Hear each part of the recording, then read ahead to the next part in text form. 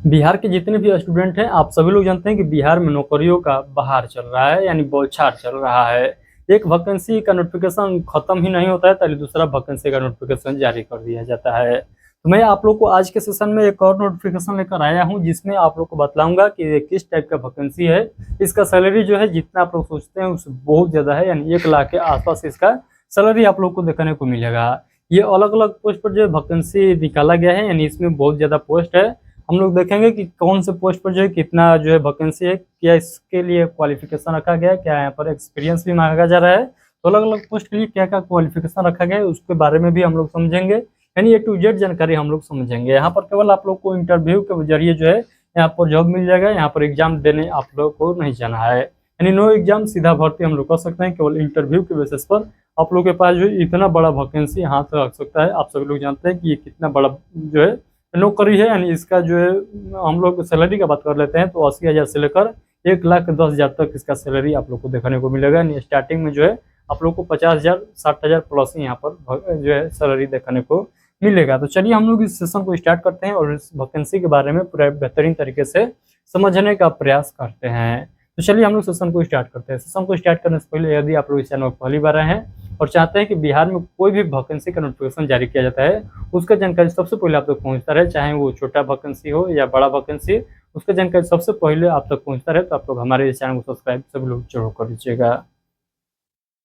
आइए हम लोग बात कर लेते हैं कि ये वैकेंसी जो किस प्रकार का वैकेंसी है, इसका फार्म जो है कौन कौन से व्यक्ति भर सकते हैं, इसका सैलरी कितना रहेगा, इसका क्वालिफिकेशन क्या क्या रखा गया है। तो सभी पॉइंट को हम लोग बेहतर तरीके से समझने का प्रयास करेंगे। तो यहाँ पर देखिएगा लिखा गया है, बिहार के उन उम्मीदवारों के लिए एक सुनहरा अवसर है जो शिक्षा क्षेत्र में योगदान देना चाहते हैं। यह भर्ती न केवल रिटायर्ड सरकारी कर्मचारियों के लिए है, बल्कि निजी क्षेत्र में कार्यरत अनुभवी उम्मीदवार भी इसमें आवेदन कर सकते हैं। इस भर्ती में 70,000 से लेकर 1,05,000 रुपये तक मासिक वेतन और अन्य सुविधाएं जैसे वाहन सुविधाएं भी दी जाएगी।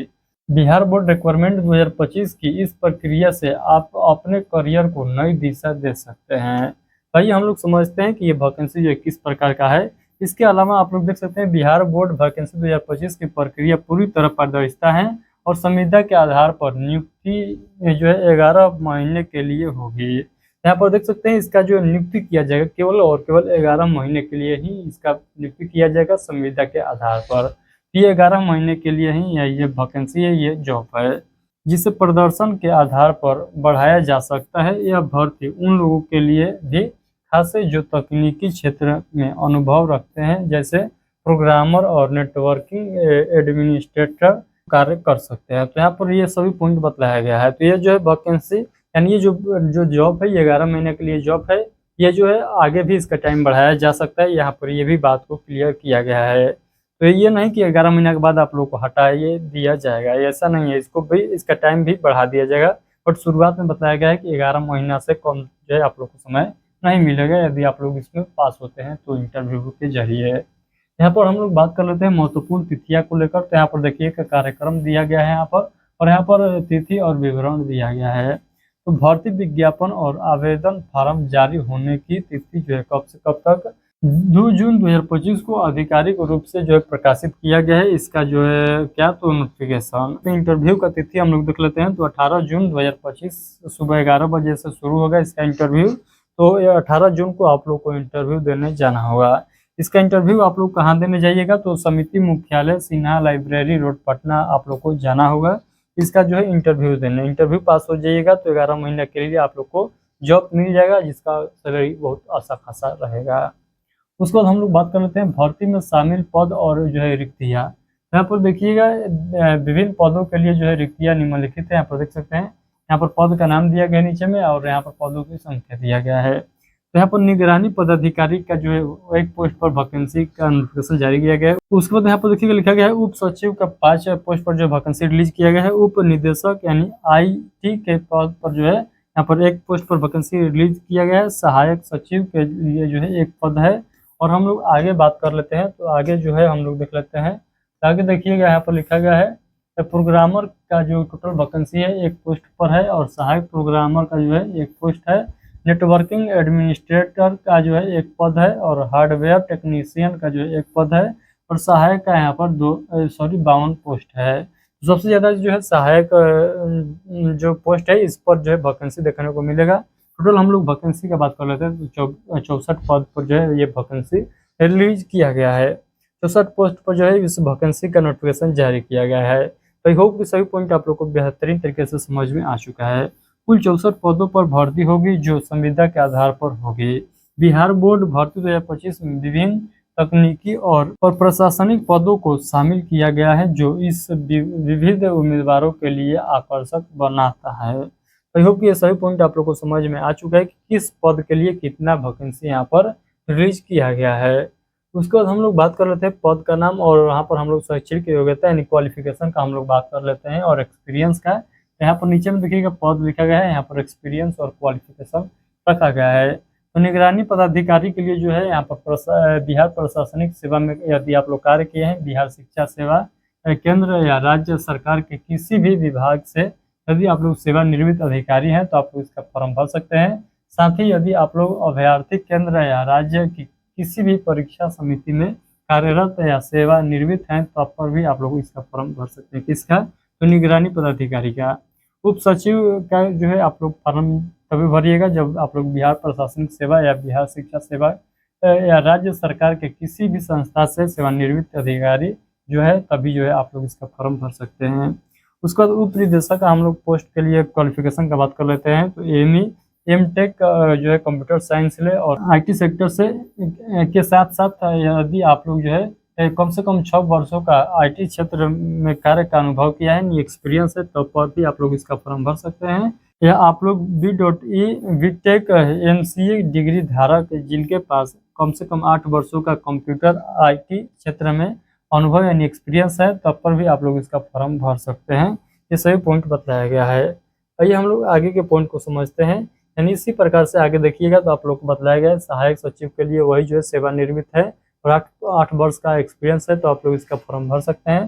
प्रोग्रामर के लिए जो है यहाँ पर यदि आप लोग MSc IT सेक्टर से किए हुए हैं या बीटेक किए हुए हैं, कंप्यूटर साइंस किए हुए हैं, तो पर भी आप लोग इसका फॉर्म भर सकते हैं। बट यहाँ पर भी आप लोगों का 4 साल का एक्सपीरियंस मांगा गया है। और यहाँ पर सहायक प्रोग्रामर का देखिएगा तो सहायक प्रोग्रामर में यहाँ पर भी आप लोगों को किसी मान्यता प्राप्त संस्था से बीटेक यदि किए हुए हैं, MCA MSc IT डिग्री किए हुए हैं, तो पर भी आप लोग फॉर्म भर सकते हैं। साथ में आप लोग को 3 वर्ष का एक्सपीरियंस भी मांगा जा रहा है।